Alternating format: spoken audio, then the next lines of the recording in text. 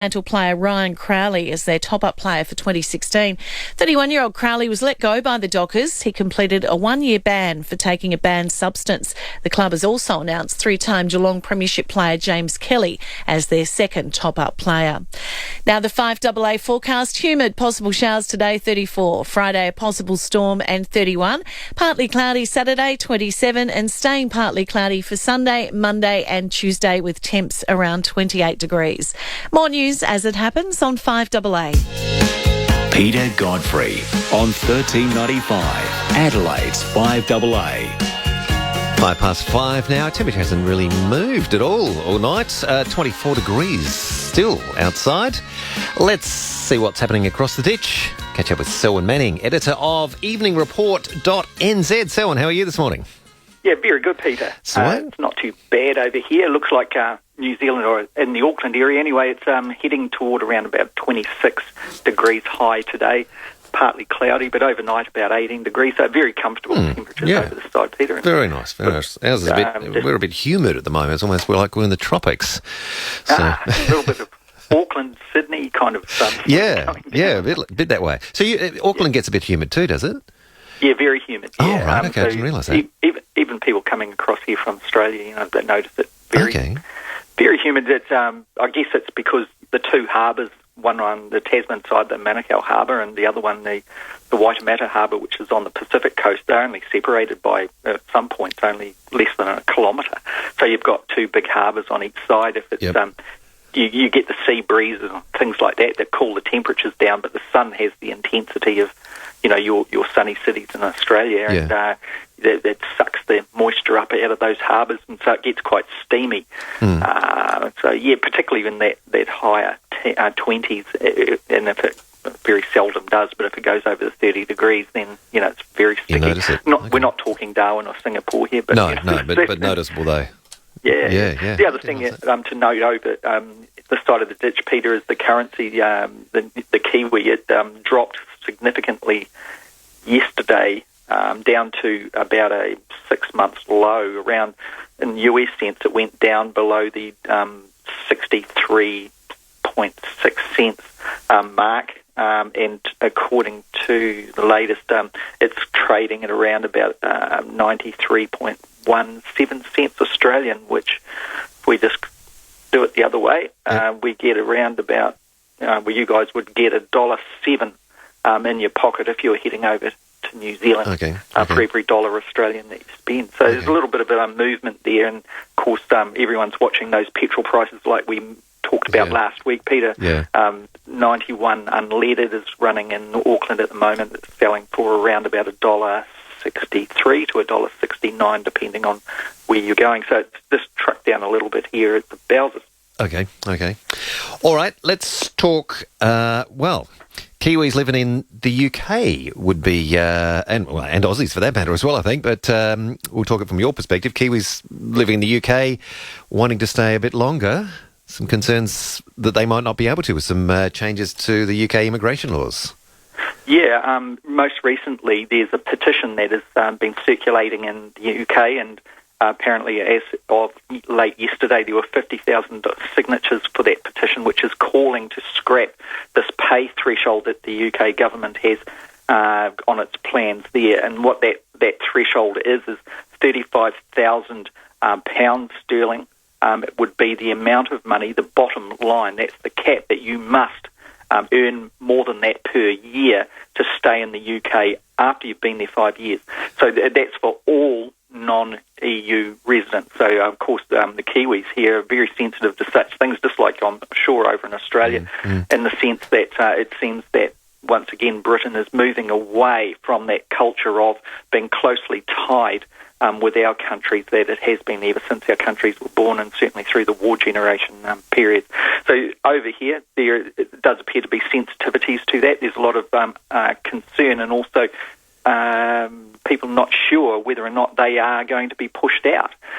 So those, for example, those professions like teachers, nurses, and service workers, which make up a lot of the jobs for Kiwis and no doubt Australians too when they're in the UK, that surprisingly so, that teachers and nurses in particular would sit mostly underneath that cap, so they may be in a situation where, unless their particular area of practice is considered to be an essential, they would be requested and probably demanded to be packing up and sent home. Now, where there is certain changes and other things in one's favour if they're wishing to stay there, is whether or not they have an ancestor, like a grandparent entry certificate, or even a parent that was born in the UK. Then there are certain levers that they can use there, obviously, but for the grandparent entry in those types of areas, there's still a belief over this side of the ditch anyway, that that would not guarantee that you could stay beyond the 5 years. Of course, we've got to say at that point, Peter, that most Kiwis that head up there, and I think it is the same for Australians too, once again, that usually it's a 2-year working visa, where the special arrangement is still honoured in that way mostly. So that's causing a lot of attention. It was the lead story on the New Zealand Herald, its news website yesterday for its full morning, and certainly was getting some debate around the traps. Yeah, I did see a figure that suggested there was about 200,000 New Zealanders living in the UK. Is it known sort of how many of those would be likely to fall under that income threshold? The proportions haven't been identified, but the way it was talking, it seemed like at least a third of them may come under the scrutiny of immigration officials. So once again, this is getting some resistance over there in the UK. It's certainly the latest on cracking down on migrants. It may be that the UK government is thinking, well, we've got an increase of migrants coming in because of the conflicts and things in the Middle East, and taking pressure from its European neighbours, so therefore it's tidying up some of these things with the old ties of countries like ourselves. Yeah. But of course that certainly does change the attitudes, particularly here in New Zealand, where we're looking at flag changes and those types of things. It changes the attitudes that we may have toward Britain, and certainly as our country goes to a referendum. We could talk about that if you like. Yeah. So if we back up just on the flag thing first. Now you've had one referendum so far. Was that what? Yes, right? we at have. The end of last year.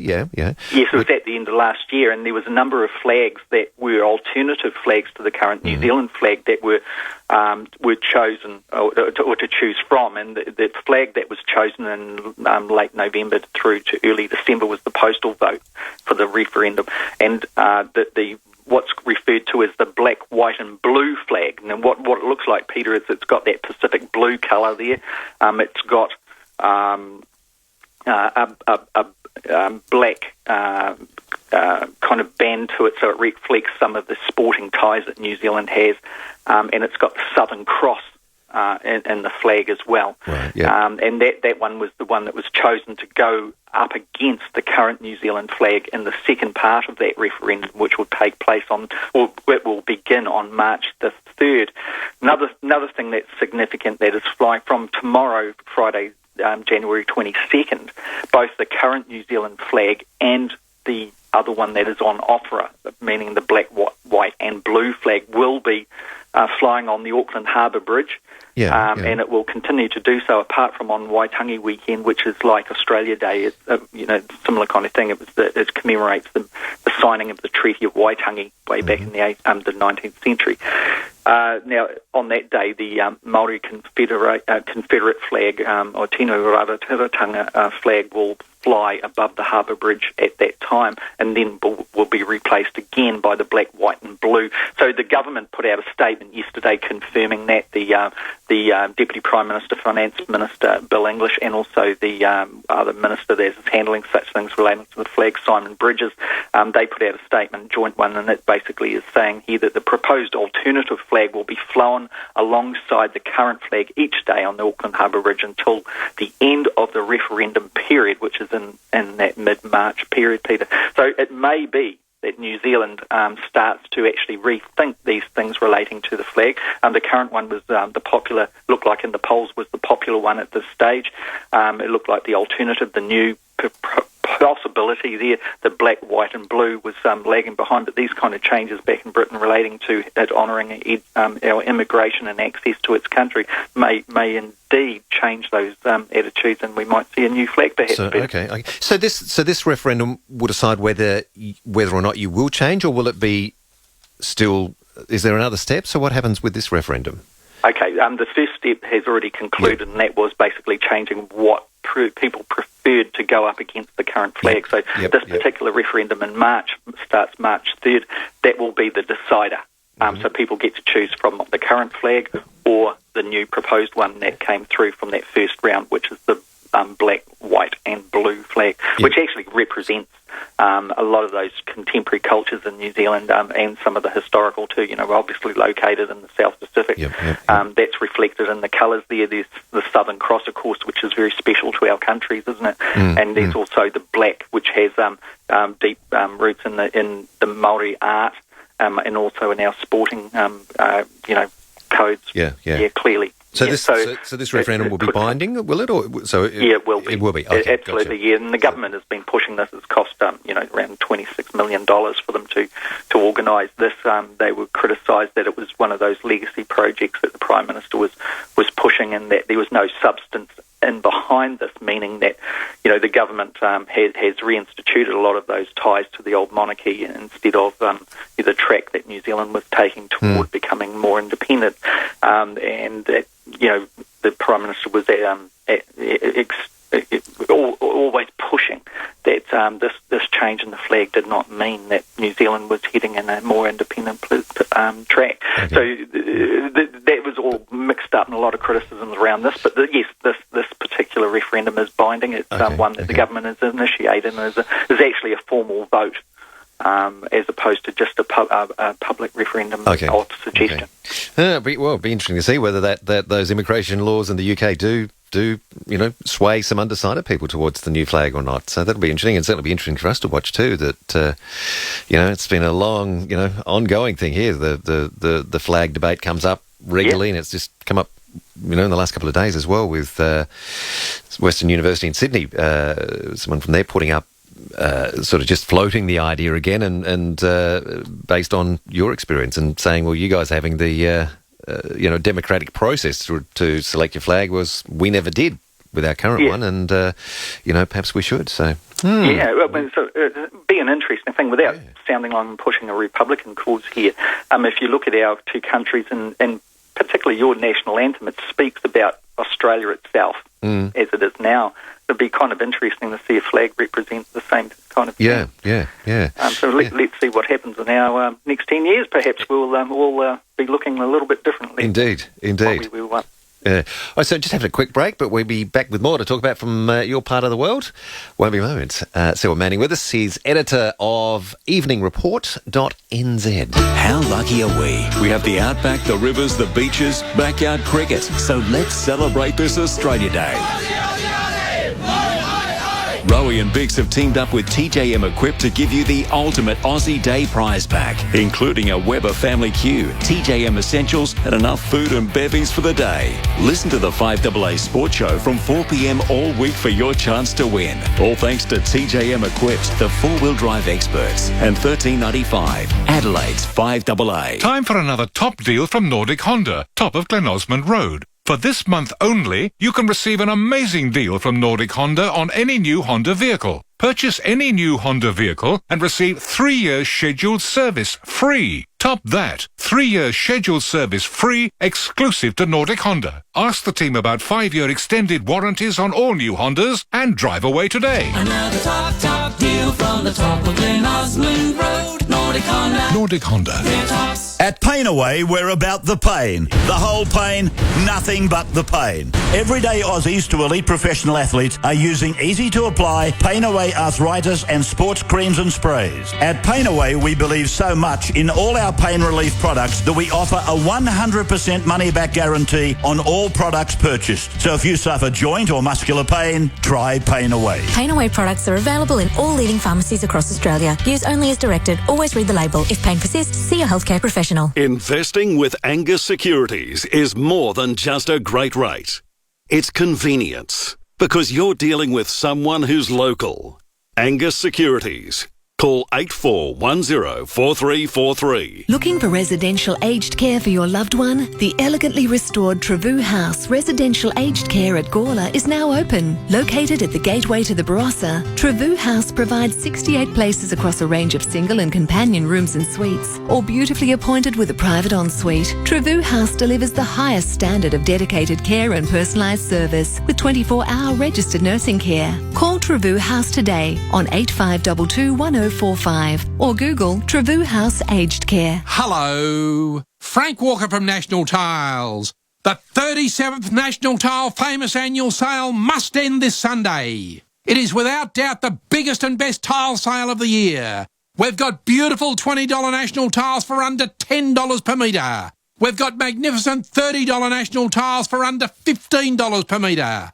And we've got the very best $80 National Tiles for under $40 per metre. Yes, rush in now and save up to 50% and more at the National Tiles Famous Annual Sale. It is without doubt the biggest and best tile sale of the year. The 37th National Tiles Famous Annual Sale ends Sunday. Go to nationaltiles.com.au for details. Doors Plus, no fuss. Doors Plus Out the Door sale is now on. Save up to 50% off our entire range. Our showrooms and warehouse are drastically overstocked. Up to 50% off, but for 2 weeks only. Doors Plus, no fuss. $13.95. Adelaide's 5AA. This is Peter Godfrey. 21 minutes past 5. We're taking a look at things across the ditch. Selwyn Manning's with us, editor of EveningReport.nz. Selwyn, a topic that I hope doesn't come up too often, but sadly it has this week. Glenn Frey from the Eagles passed away in the last couple of days. Certainly, you know, many people with fond memories of concerts of the Eagles here or just playing Eagles records and CDs, and I'm sure similar thing across the ditch. How have Kiwis reacted to that news? Yeah, exactly, Peter, in the same way. And so close on the back, David Bowie's passing as well, similar age, and Glenn Frey there, 67 years of age, and really took people by surprise. And remember, it was only last year that the Eagles toured down under, and many New Zealanders just absolutely flocked to that. I didn't see them myself, but certainly they've been a huge band over the years. You know, for all of our culture, I suppose, is tapped into. You know, some it's very sad, isn't it? You know, to see that like the rheumatoid arthritis and ulcerative colitis and pneumonia was the causes of death, as stated on the Eagles website. And in this day and age, you know, we all kind of think, well, hopefully, you know, those types of diseases you can get through, but poor old Glenn Frey, it's very sad. Looking back at there's a fitting tribute on the New Zealand Herald website there, and from Tim Roxburgh, who writes in detail about, you know, his contribution, Glenn Frey's contribution to Kiwi culture and things like that, and also, you know, and him listening and friends of his getting married on a beach in New South Wales to the music being played and things like that. It just gives a really nice insight for people who want to follow that one up. But some of the songs that really stood out, I suppose, over the years, I'm just thinking back here, a bit nostalgic, Peter, about such things. You know, I remember when we were very young at high school, someone saying, "Oh, this album's very cool," and looking on the cover, and it was a black kind of cover with these cowboys kind of sitting on it, and of course Desperado was the track. That was the big track, and one of those lines in there, I remember as young kids, we kind of thought, well, that's interesting. You know, there's that line about, you know, your prisoners walking through this world all alone. And just very, very, very poetic but powerful kind of lyrics. And of course, you know, those other hits that Glenn Frey was co-writer of, many of them, but, you know, that one, Lying Eyes, which kind of told a real story too, and that one, Wasted Time, that came out. Oh, yeah. You know, and I love that line at the near the end of the song, and it says it wasn't really wasted time. You know, and I just think that one really clinched it from a lyric point of view, in their story that they were telling in that story. But what a loss! Yeah, and, certainly Peter over here is being noted in the same way as it is in Australia. Yeah, absolutely. Yeah, and for me, I've not seen them live, but you know, it's one of those things that was always one of the bucket list concerts that you want to go to, and you know, you get to something like this and you think, well, sadly, that's not going to happen. One of my favourite albums when I was in my late teens was Eagles live. I think it was in LA somewhere. Yeah, some of your listeners will probably know. It was just Eagles live. And there was a track on there where Joe Walsh is introduced to do his particular song, and he says, "I'm running for El Presidente." So he must have been going up against Reagan or someone. It was just, I loved the actual mood and tone of that whole live album, and I preferred it to the studio album. Played it all the time, and had it on little, the cassettes we used to shove in the cars when you go on a bit of a trip. And that was well thrashed, that thing, but. Sad news. Let's hope we don't have to do these tributes too often, but such is life. Hey, quick question without notice for you. Kiwis, being the sport-loving nation that you are, our Tour Down Under, does that figure much over there? What was that? The Tour Down Under, the cycling race we got on here at the moment. We don't. In cycling circles, yes. In New Zealand, particularly, start to notice such things when it gets into the Commonwealth Games and, gets nearer to Commonwealth Games and certainly the Olympics, and our cycling teams have been very competitive in the past. But generally, it doesn't get a lot of play. Oh, we're going to have to change that, aren't we? We'll have to introduce you guys to a bit more cycling our style, I think. Indeed. Yes. Yeah. And a bit of your Aussie rules football. Oh, there's another one. Oh, boy. Yeah, the Americans are making a push in New Zealand at the moment. It's Gridiron, or it's American football, is featuring very large on a new TV channel that's just popped up, TVNZ really? Pop-Up it's called. Yeah. And you guys have got a bit of catch-up to play there. The Americans are making a move on the Kiwi market. We have indeed. Gee, we better get cracking on that. All right, Selwyn. Good talking to you, mate. Thanks for your time this morning. Have a great week, and we'll catch you again next week. Okay, Peter. Take care. All the best. Selwyn Manning, editor of EveningReport.nz. 5:27 now. Leon Biner. Well, let's talk to Social Housing Minister Bettison. Zoe, if you've got people who are high risk in public housing, you just know you're setting up a real social issue. I don't accept bad behaviour for housing tenants. Are you claiming the system is working? I think there's always room for improvement, Leon. I think that's an understatement. Leon Biner, weekday mornings from 9 on 1395, Adelaide's 5AA. Dave Potter Honda. It's the final days of Dave Potter Honda's one and only annual clearance. Feel free to choose from a selection of new and demo Honda vehicles and get fantastic bonuses across the entire Honda range. With Dave Potter Honda offering generous trade-in allowances and massive discounts, many of which will not be repeated. But hurry, cool down today for the final days of Dave Potter Honda's one and only annual clearance. Dave Potter Honda, South Australia's #1 and Australia's most awarded Honda dealer. DavePotterHonda.com.au. Margaret's never played goal attack for Australia, never won any medals. In fact, Margaret's never played sport in her life. She's more of a gardening star. That's why she's got a dodgy knee. Sports star or not, SportsMed SA will help Margaret get back in the garden.